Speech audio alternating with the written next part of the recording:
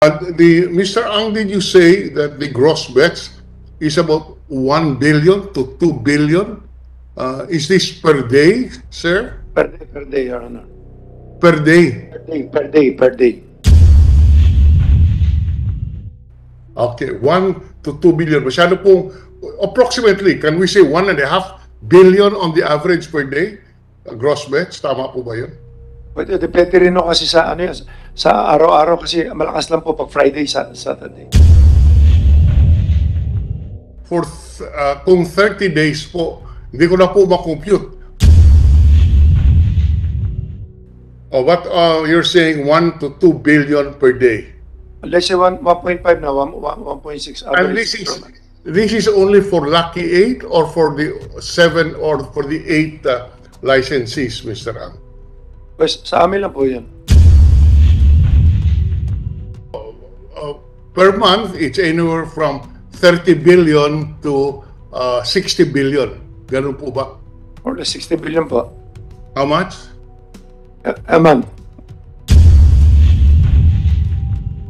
A month is about 60 billion. Yes, Your Honor. 60 billion. Magkano po ang inyong commission? Well, 5% kinukuha namin, tapos binibigay namin sa mga agent, 2%, tapos Teka muna. Just the gross muna. At so 5% of 60 billion is roughly 3 billion per month ang commission ninyo? hindi po, ano yan eh, 5%, 6 billion, 3 billion, more or less. Okay, thank you. Grace po. Thank you po, Mr. Chair. Actually, alam naman natin na may pending application ng franchise yung Lucky 8. At nung ito'y dumating sa amin, no, sa committee namin, syempre bago itong ganitong klaseng pasugalan na humihingi ng prangkisa, talagang napakahirap suriin, ano. Pero ang isa naman ang masasabi ko, sila humarap para mag-apply. Isang bagay ito na masasabi natin tungkol sa kanila. Ngayon, marami rin akong nadidinig, halimbawa, Lucky 8, tapos yung mga ibang, yung isang nabanggit nga dyan, si Pineda, na sa sarili nilang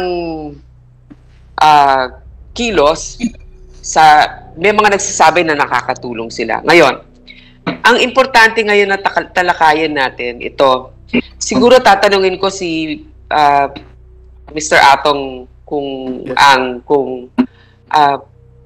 paano yung nagiging kooperasyon ninyo sa mga pulis ngayon sa pag-iimbestiga? Kasi nga, di ba may mga sinasabi na sira yung CCTV doon sa Sabungan, naayos na ba yung mga CCTV na yan? Pangalawa, anong klaseng kooperasyon ang binibigay ninyo? Meron din ba kayong mga pinagsususpetsahan?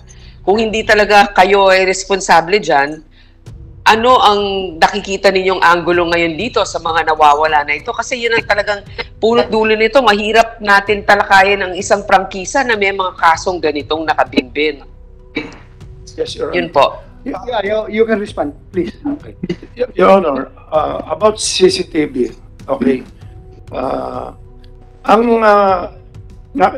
Napanood ko rin po na napapagalitan din ng PAGCOR dahil sa hindi sila nag-higpit sa amin sa CCTV.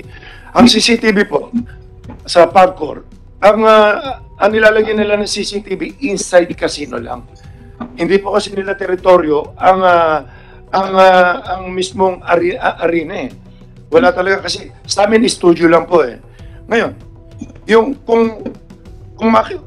pag may kukwento ko nga kung paano kami, kung makikita niyo yung studio namin, yung hindi na kailangan lagyan ng CCTV yung mismo site namin dahil naka-video siya. Pagka nagpapalabas, may video eh. Yung perimeter naman, hanggang ngayon under construction pa ho kami. Kasi nung mag-start kami ng July 15, hanggang December, may pandemic eh. Ang palabas namin, kukunti lang. Tapos bumibili kami ng manok. Tapos konti-konti lang yan. Nakapag-start kami ng maganda. 2021, tapos nagsisimula umakyat yan, tsaka palang, tapos nalaman ko nga na mga March yata yun, napunta kami sa PAGCOR na kailangan kami i-regulate. You mean to say na yung tatlong sabungan na inoperate ninyo puro under construction pa, kaya hindi kayo nakapaglagay ng CCTV? Farm lang ho yan eh, farm. Okay? Farm. Nagsimula kami sa ang style ng farm kasi, bukid yan, bukid. May pader. May pader, wala. Nung una, walang pader. Ginagawa namin yan sa isang ano lang, yung rueda lang. So, yun ang ginawa namin arena.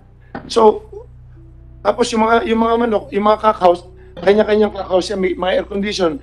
Nung una, wala pang air condition eh. Nakalagay lang eh. So, within few months, nagsisimula pa lang kami ayusin. Tuloy-tuloy ang construction hanggang ngayong oras na to. Kasi tignan nyo, tsaka sa mga pulis, maski tanong nyo po sa kanila, every time na gusto nila pumunta sa amin, pinupuntahan nila kami. Never kami nag-object na imbestigahan kami. Yung sa CCTV, humihingi po ako ng paumanin. Ilang hektarya yung lupa namin sa Lipa? 33 hectares. Hanggang ngayon, pinapadiran pa. Tapos yung sa Santa Cruz namin, 10 hectares, 11. Hindi naman kami makapagpadir ng ayos dati dahil yung pandemic, mahirap yung mapag-travel. Okay, for Lipa, sabi mo, open, with the indulgence of Senator Grace po, is it okay na this, mag-follow up lang ako? Go ahead, sir. Nakikinig lang din po ako. Thank you, Mr. Chair. Yeah, thank you. Sabi mo, sa Lipa, 33 hectares, tapos kinukural ninyo. How about Manila? I think this Manila Arena is already built up establishment. Manila Arena, nagawa po namin dati yan as cockpit. Hindi po nakakapagsabong dyan. Santa Cruz, nakapagsabong lately lang nung pinayagan lang ng IATF. Matagal naka-stack yan, idle yung lugar eh. Kaya nga, kung matagal na rin itong walang CCTV. Alam po, kagagawa lang yan na yung bagong gawa lang yung arena na yan eh. Tapos inabot nga, ginawa yan nung wala pang COVID nung wala pang pandemic, kagagawa lang yan. Wala pa eh. Wala talaga. Pero meron na pinalagyan ko na ngayon. Ngayon, kung signal nila, pinalagyan ko kasi ginagamit na po namin, Your Honor. Senator Lacson is recognized. Just as a manifestation, I noticed that we've been straying away from the intent of this legislative inquiry. No? Parang nakalimutan na natin yung mga nawawalan sa bungero. We're more interested in to hear from the PNP kung meron na silang progress sa investigation kasi ito yung medyo bitin last hearing. So, yes, sir. refer to you, Mr. Chairman. Yes, sir. Just an observation. Magdadalawang oras na tayo, hindi pa natin natatakil yung intent, the intent of this legislative inquiry, Mr. Yes, sir. I agree with you, sir. I agree with you. Pinagbigyan ko lang ito si Mr. Atong Ang kasi inimbita natin. Pinagbigyan ko lang magsalita. But can you wrap up? Mr. Chairman, Yes. before that, so that we can move forward, siguro, i-diretso na lang ni Mr. Ang yung sinasabi niyang conspiracy. Okay na, naintindihan na namin lahat yan. Problema sa ganito, tapos yung rules, ganito ang batas. Yung conspiracy, diretso mo na yun para malaman na natin. Doon tayo, para makapunta na tayo doon sa mga biktima. Kasi gusto rin parinig ng mga biktima yung conspiracy yung sinasabi mo. Go ahead. Yes, you can, pwede mo i-share sa amin yung conspiracy theory na sinasabi mo. May conspiracy against you. Okay, please share it to this committee. Dire-diretso na po lahat to? Oh, well, Ang ano ko po kasi. kung gusto mo, di ba, you are asking for executive Sana muna para- session. So, mamaya na yan. Sa executive session, sabihin mo. Okay, so, Kung pwede tayo mag-break lang ng mga 10 minutes. Okay. Break nila Senator Lacson para makita. yeah, we can give it to you. Kasi may involved din ng mga magugulo rito. Na Yeah. But before that, I would like to recognize Senator Franklin Dillon. Thank you very much. Thank you very much, Mr. Chairman. Just a few questions in relation to this, the subject of suspicion that about 31 of our Sabong aficionados have disappeared. The reports indicate, Mr. Chairman, that the motive for the abduction is fixing of the cockfights. Yun pong ng dadaya. In fact, ngayon, mayroon pong sinasabi si Mr. Ang may conspiracy. So, sa aking tingin, tama po ba sabihin natin na malaki ang involved dito sa e-sabong, kaya kailangan malinis ang pagpapatakbo ng industriya ito, matawag natin industriya. In other words, the stakes are so high that we must, the operators must maintain the integrity of the cockfights. Tama po ba yan, Mr. Along? Your Honor, yung tungkol dyan sa game fixing na yan, ito pala kailan maintindihan nyo. Pakisagot lang po. Importante sa atin. Hindi po. Pakisagot lang. I-explain ko lang muna kung ano yung kinikita lang namin dito. Hindi po kami lumalaban. Out of 100%, kumukuha lang kami ng 5% lang. But before we go into that, gusto ko lang yung tinatanong natin, kailangan may integridad yung ating sabong para po tuloy-tuloy ang betting natin. Tama po ba yan? Yes, Your Honor, kaya mahigpit po kami. Sa ngayon po, wala kami nakikitang game fixing sa amin. Dahil pagdating pa lang po naman, sinecheck na namin, pati mga tare. Pumapasok yung mga tao, lumalabas, kung nagkakaproblema po sa labas, wala naman po nangyari patayan sa loob sa amin. Ang dami kasi senaryo, ang dami sindikato rito. Kapareho niya Master Agent, 1.2 million ang Master Agent namin. Master Agent, Gold Agent, lahat. May kanya-kanya po ang buhay lahat yan. Hindi po namin alam kung ano yung, siyempre nasa sugal sila. Yung iba nasa drugs, nagkahalo-halo po Kaya, Mr.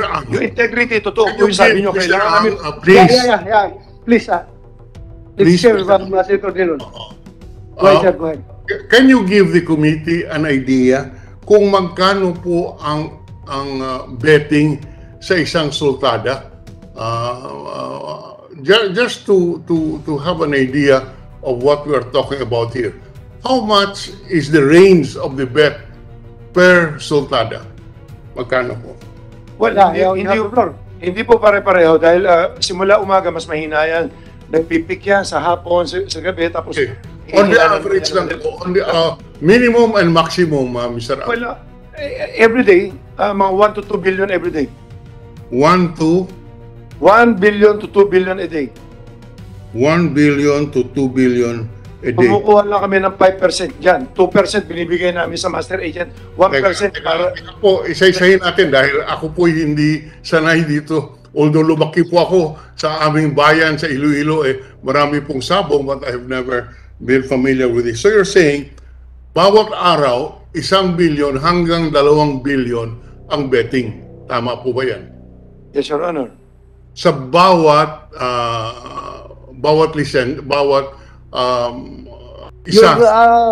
Mute. Naka-mute ka ata, sir. Senator Dillon, hindi ka marinig. Hindi po ako nakamute. May na signal, nawala. Hindi ko po alam, but tinitinan ko lang, hindi po ako nakamute. Something is wrong, probably with our technological connection. Mr. Chair, I can actually hear the minority leader. Stop ka muna at mag-kuhan tayo, executive session afterwards. But before that, before we dismiss dahil maghingi muna tayo ng update from CIDG. Then after the CIDG,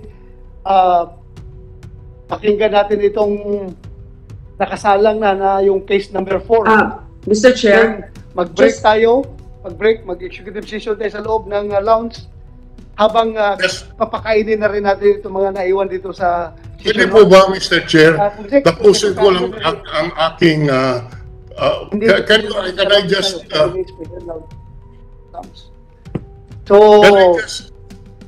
CIDG, you have any update?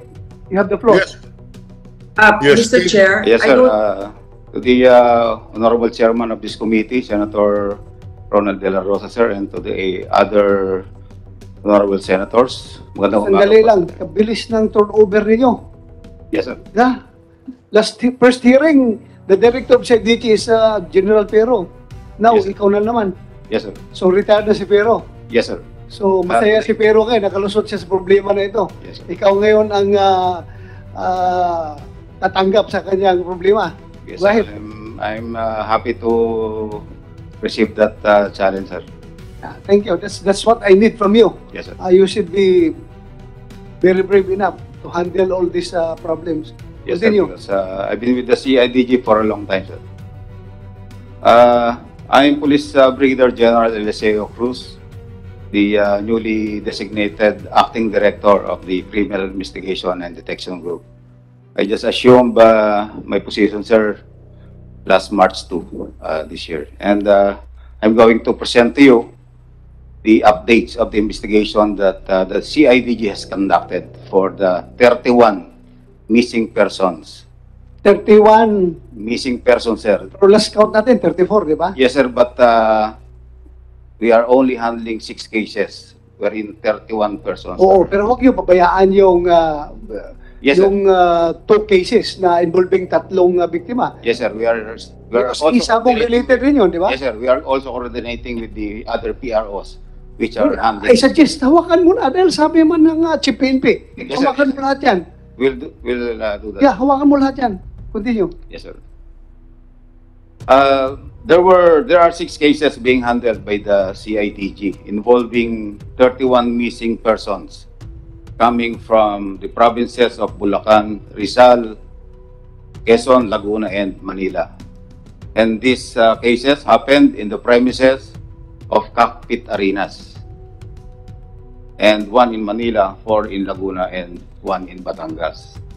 For the incident that happened on January 13, 2022 in Manila Arena, located at Santa Ana, Manila, we would like to inform this honorable committee that we have a breakthrough in our investigation. A vital witness gave his statement that he saw how the victims were held and loaded by security personnel of Manila Arena in a gray van parked at the basement of the said arena. The witness is currently in a safe and secured environment being guarded by the CIDG.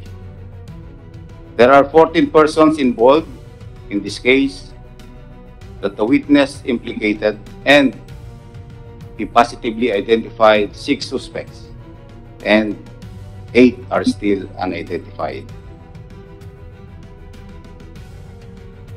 For the incident believed to have happened in Santa Cruz, Laguna on January 13, 2022, considering the statements of their families that victims went to Santa Cruz, Laguna, Cockpit Arena on the said date but failed to return home and remain missing until this date. And despite being missing, bank withdrawals from the ATM account of one of the victims, Melbert Santos, was recorded at BDO Lipa City Branch and is now being investigated by the CIDG. The person captured in the CCTV footage who withdrew money using the said ATM account is considered as one of our persons of interest and subject for manhunt operation by the CIDG. So you mean to say, manhunt operations, identified na ninyo? Yung tao Actually, na- sir, that's just the word that I use, but we are actually identifying, and once we identify, of course, we have to take appropriate actions on how we take custody about this person or file appropriate charges in court, sir. Okay, continue. For the 6 missing persons with last known whereabouts in Royal Octodome in Lipa City, Batangas on January 6, 2022. The investigations is going on and we have 2 persons of interest. For the 5 missing persons with last known whereabouts in Santa Cruz Cockpit Arena in Santa Cruz on December 29, 2021, the investigation is going on and we have 2 persons of interest.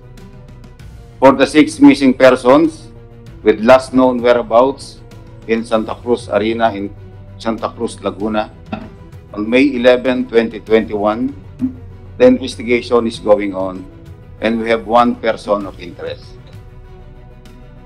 For the 4 missing persons with last known whereabouts in Santa Cruz Cockpit Arena in Santa Cruz, Laguna on April 28, 2021, the investigation is going on and we have filed obstruction of justice against one Brindon Dineros Retusto, and we have 3 other persons of interest. These are the updates of our investigation, and we are conducting continuous backtracking to gather more evidence and witnesses for the eventual solution of these cases.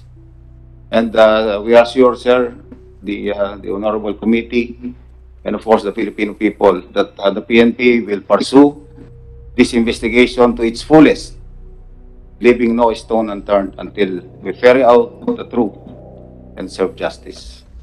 Thank you very much, Your Honors. Mr. Chairman, Yes, thank you, General Eliseo Cruz. just one or two Right. questions. Are you ready to file cases before the prosecutor, refer the case or cases to the with the prosecutor's office? Yes, sir, we are now filing appropriate case against the identified 6 persons Yeah. in Manila Arena, and we'll be filing kidnapping with serious illegal detention, punishable under Article 267 of the Revised Penal Code. Just so we are understood by the victims' families, you cannot anymore conduct arrest based on Rule 113, di ba? Citizen's arrest. It's no longer proper Yes, sir. to pursue these It will people and be- arrest them. You have to wait for the issuance of the corresponding warrants of arrest. Yes, sir. Kung magkakaroon ng warrants of arrest. Yes, sir. In the meantime, you will refer these cases before the prosecutor's office and let the preliminary investigation proceed, di ba? Yes, sir.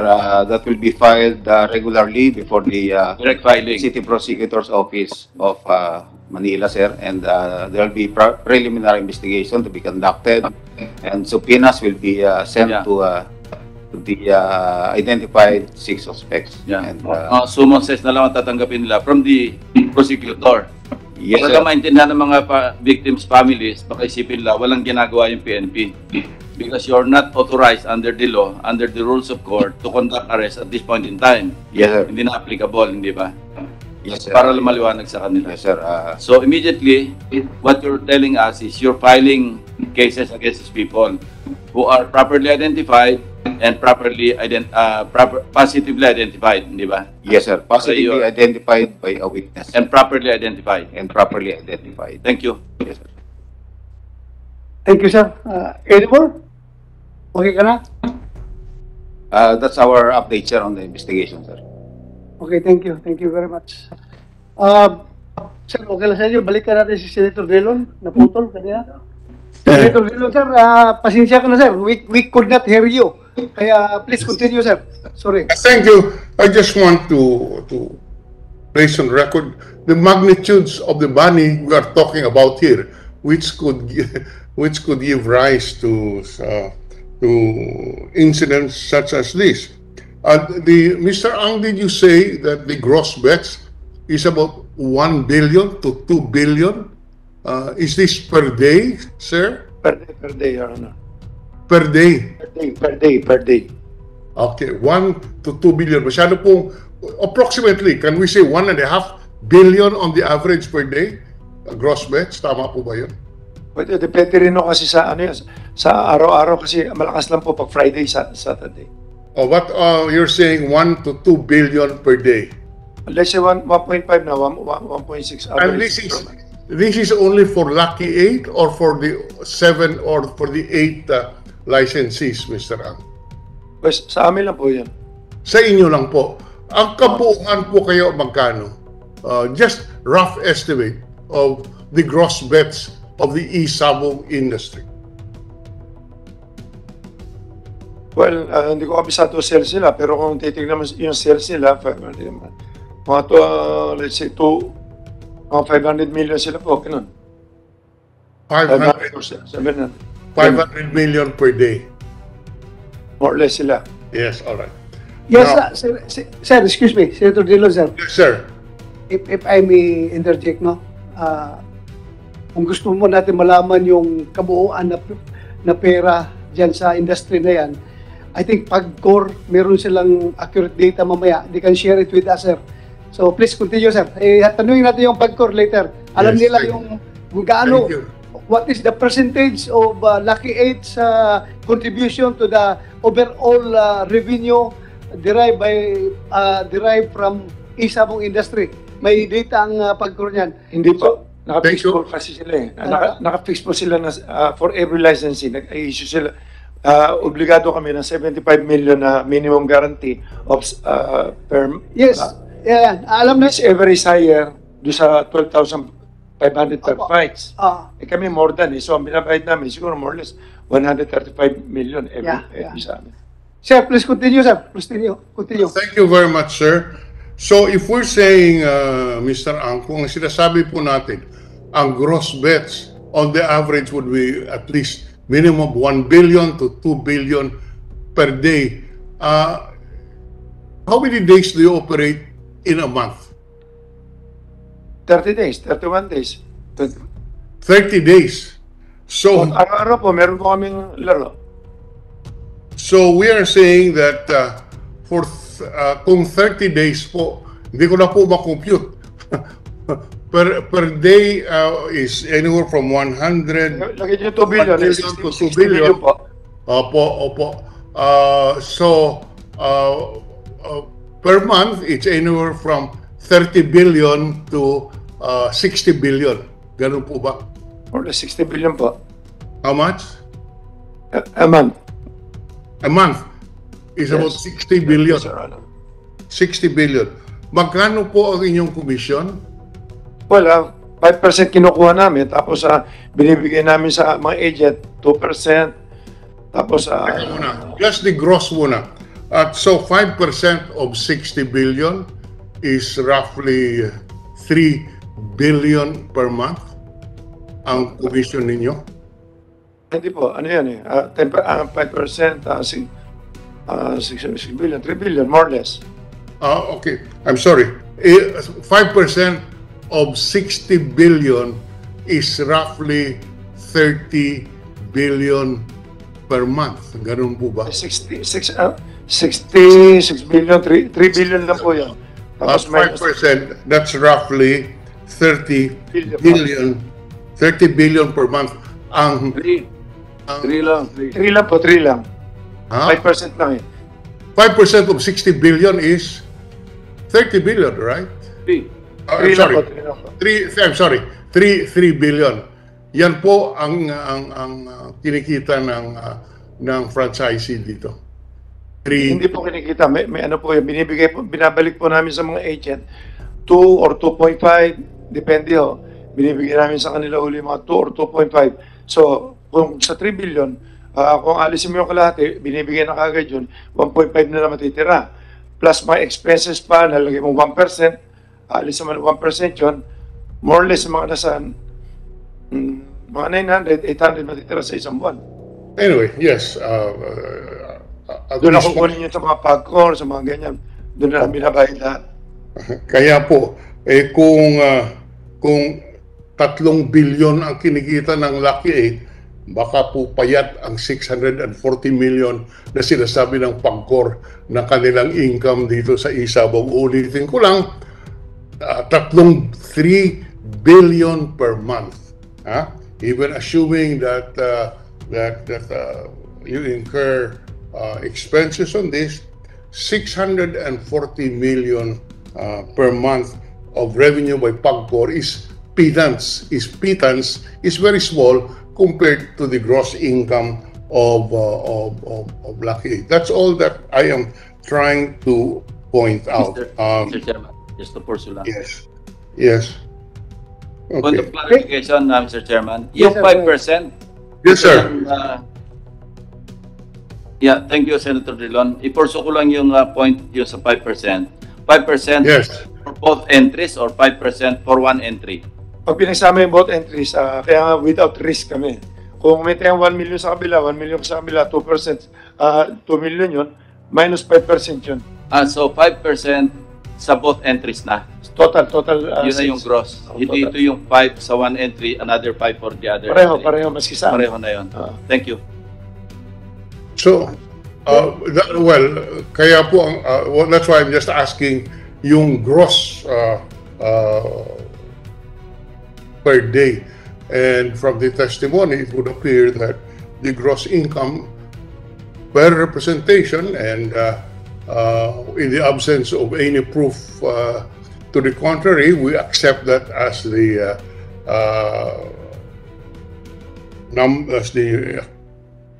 gross income of each licensee.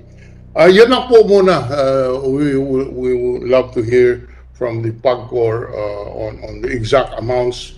But for the record, if we talk about 3 billion per month for Lucky 8 alone, even assuming that this is the gross income, a 640 million per month na sinasabi po ng PAGCOR, mukhang payat at malaki talaga ang kinikita ng industriya, kaya po hindi maiwasan yung mga ganitong pangyayari ay related doon sa kinikita ng industriya. Maraming salamat, Mr. Chairman. Thank you, sir. Thank you. Right, sir. Senator Lacson. Yeah, ang sabi ng PAGCOR kanina, I was taking notes, from April to, ito yung last year, parang ang average na remittance sa PAGCOR, 400 million per month. How much? And then for last year, from April, I think hanggang December, parang average 400 million pesos per month ang remittance. Okay. January to date, nag-increase ito sa 640 million per month. Okay. Noon pong April, si Lucky 8 pa lang po ang umaandar. Yung mga iba, sunod-sunod pa lang at nabuo lang yung 7 na ngayon 6 na lang nitong November, December. Okay. Pero po thank you, ma'am. Ito, sandali, ma'am. So, 640 million pesos per month yung January to date. Ito yung average nyo per month. Opo, sir. Ngayon, sabi kanina ni Mr. Charlie Ang, yung kanilang remittance, pinakamalaki sila eh. Umabot sila ng 135 million pesos per month. Lucky 8 pa lang yon. Opo. If we compute yung 6 others, kasi ang threshold, yung minimum nilang kailangang remit is 75 million each. Okay. So 6 times 75, that's 450 million. Plus 135, plus 585 million pesos per month. Ang ibig sabihin, nasa threshold lang yung 6. Kasi from 640 million pesos per month compared to 585, masyadong minimum yung nire-remit ng ibang operators, ibang licenses. Because Lucky 8 alone, 135 million pesos per month na. So masyado yatang Sir, andun na sila sa threshold, the 6 others. Totoo ba ito? Opo, ganito po kasi sir. Ang Lucky 8 na gross bets from April 2021 to January 2022, Ma'am, excuse me. Pakilapit yung microphone kasi hindi nare-record. Ang gross bets po ng Lucky Star from April 21 to January 2022, 546,826,428,839. Yung pong sumunod, yung Belvedere Corporation, 86 billion as compared sa 546 nila, 771,015,804. Yung pong susunod, yung Esports Encuentro, 3 billion 638,612,985 pesos. And Home Visayan Cockers, susunod na malaki sa Lucky Star, 96 billion 576,056,951. Yun pong sumunod, yung Jade Entertainment, 145,357,404,000. Yung New Win Cockers, 205,219,683.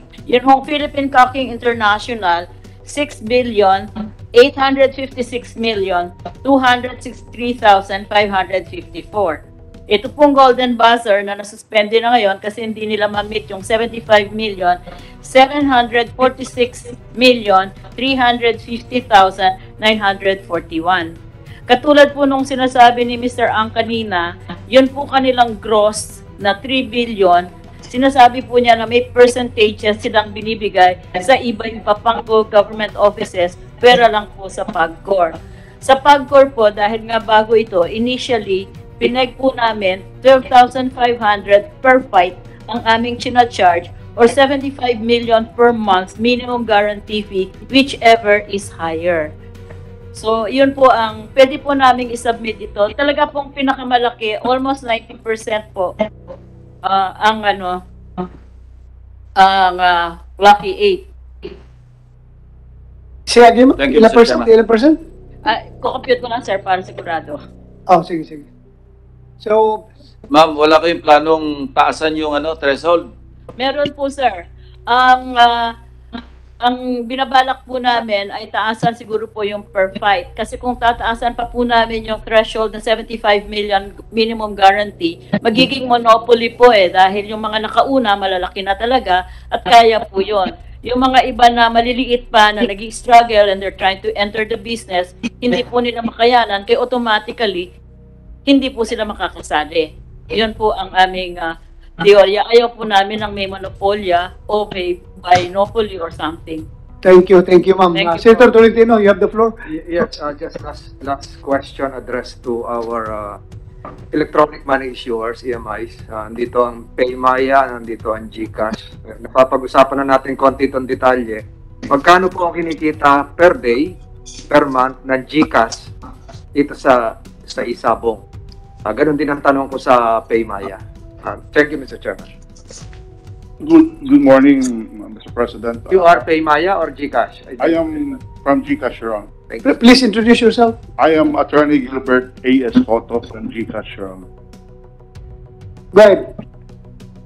I don't have the exact figure to answer the question, Your Honor.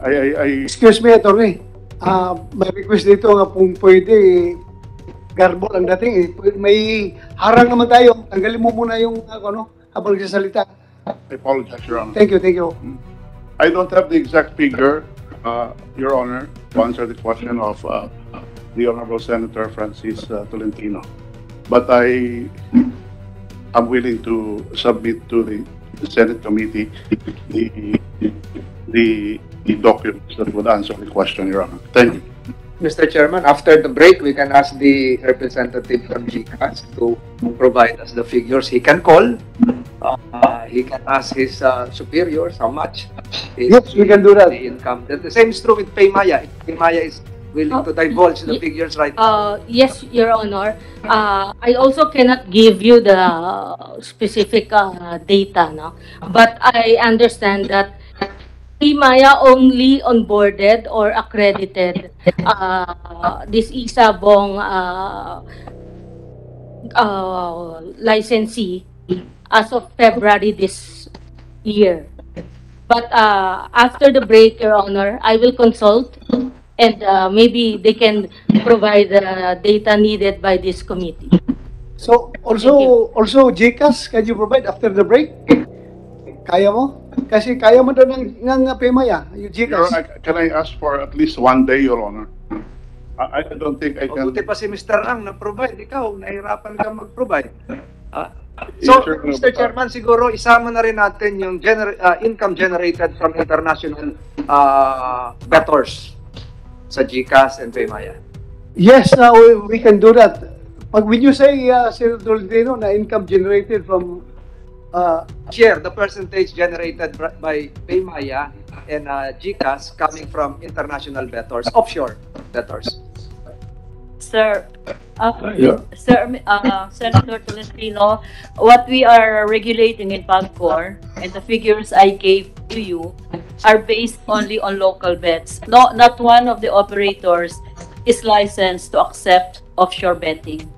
Pero ma'am, maraming tumataya sa Opo. OFW natin. Maraming Illegal po yun, sir. Yun po yung napupuya, minomonitor. dumadaan sa AMIs, dumadaan sa GCash, etc. So, can we have a figure? We're not saying that you're tolerating it. Yes, We're not sir. saying that you're violating something. We are just asking the electronic money issuers and non-bank financial institutions if they can provide us a figure of how much percentage they are generating from debts coming from overseas. Yun lang po, Mr. Chairman. Hindi natin pinag-uusapan kung nag-violate o ina-allow. Hindi po yun. Okay, Paymaya promised after the break, we can have it. I will consult, Your Honor. Okay, And if they give it to us, I will provide the committee. okay. Then, Thank you. GCash, tomorrow, Your one Honor, day. May we ask for a reasonable time to comply because I think it will take Yeah, what is reasonable for you? 3 to 5 days, Your Honor. We'll just submit the... Weekend na yun. Masyadong matagal yun. Mahirap ba mag-compute?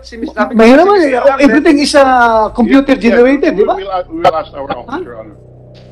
Kaya nga ng Paymaya after the break eh. Kasi everything is computer, pindot-pindot ka sa computer, nandiyan na yan. I will try to ask the office, Your Honor. So kailan? At least Kailan? a day, Your Honor. A day. So tomorrow, we are expecting that tomorrow. Yes, Your Honor. Oh, thank you. Paymaya after lunch, after break. Yes, Your Honor. Okay. We are consulting them right now. Okay, thank you very much. So, continue. Before we go on a break, it will be an executive session in the presence of Mr. Charlie Ang. Yes. Yes, I'd like to ask, for the record, Mr. Charlie Ang.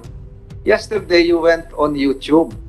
It went semi-viral with you saying that mahirap dito, ang daming mga politikong nakikialam sa mga investigation. Are you referring to this panel or the personalities present here? Kasi makakaharap ka namin sa tanghalian, tapos masama pala ang loob mo sa amin. So kami ba yung lumalabas sa YouTube na galit ka, na di umano may maraming politiko na hindi ko mahaba yung YouTube mo eh. Are you referring to us? Just for the record. Pwede ko po makita yung YouTube na yun. Kasi baka interpretation nyo lang yun. Hindi ko alam yung sinasabi niyo, Your Honor. Lumabas po yung kahapon at di umano ay mahaba yung sinabi mo. It was shown to me. So perhaps you can ask your colleagues, whoever videoed you there, baka it was taken in your off moment time na galit ka sa mga nag-iimbestiga. So yun lang gusto ko maliwanagan. Kung wala ka maalala, galit ka ba sa amin? Hindi po ako pwede magalit. Baka kaibigan ko may mga pinagsamahan po tayo maski pa paano eh. Ba't ako magagalit? Your Honor, tsaka wala po ako nilalabas sa video. Ang huling-huling video ko, yung huling nga na sinisita ko na nung nagpahuli ako sa mga NBI tsaka si IDG. Yun na isang i-explain ko mamaya. Na nagte-threat daw ako. Hindi ako nagte-threat eh. Nagte-threat ako doon sa mga, ang dami na namin napahuli. Sa NBI tsaka si IDG. So in short, hindi ka galit sa amin, ha? Impossible. Okay. Lahat po kaibigan ko eh. Thank you. Hindi ka galit. But please, review that video. Dahil ang dating kay Senator Tolentino kasi, medyo galit ka sa mga politiko na nag-imbestiga itong insidente na ito. Well, for your information, alam mo, break kami ngayon, Mr. Atong Ang, break kami ngayon sa Senado.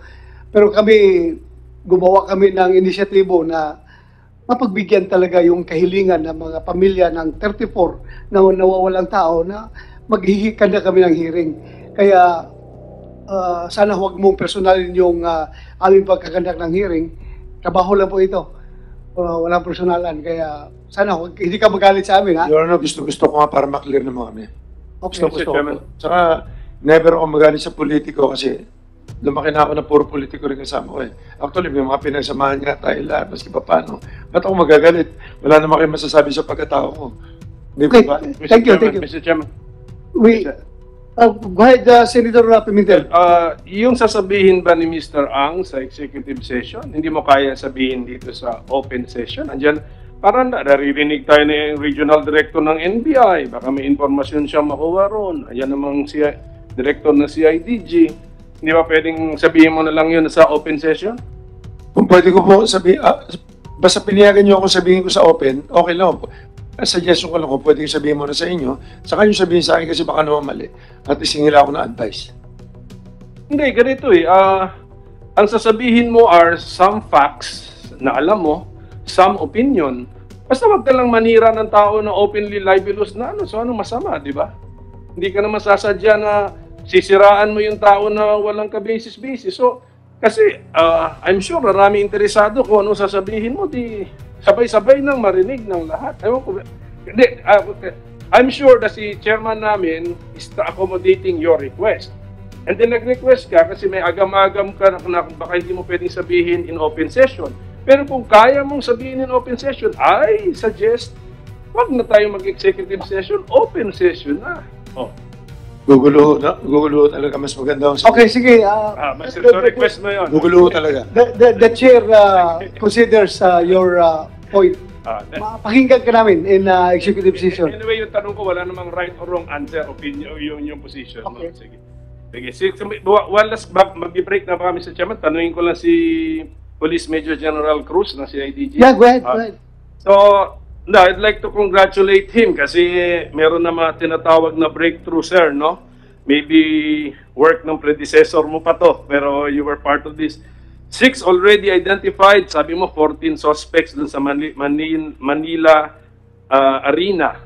At doon, nakalimutan ko yung date nitong event. Ano, sabi mo sa basement sila January 13 case, is that the case number 1? January 13.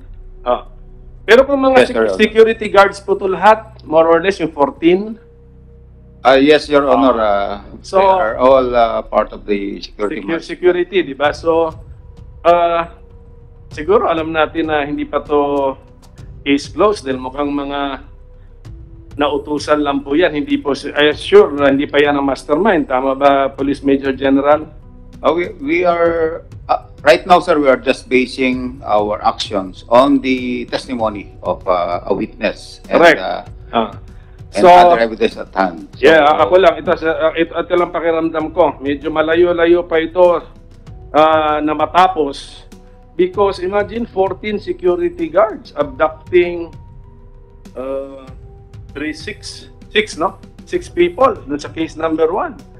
Yes, sir. 14 security guards. Ba't naman kaya nila gagawin yan? So, napag-utusan lang. There must be some higher power or higher person or authority above the security guards. Yun tawagin na lang nating mastermind. So, that is just the feeling I have. So, I hope that you pursue the possibility that this does not stop at the security guard level.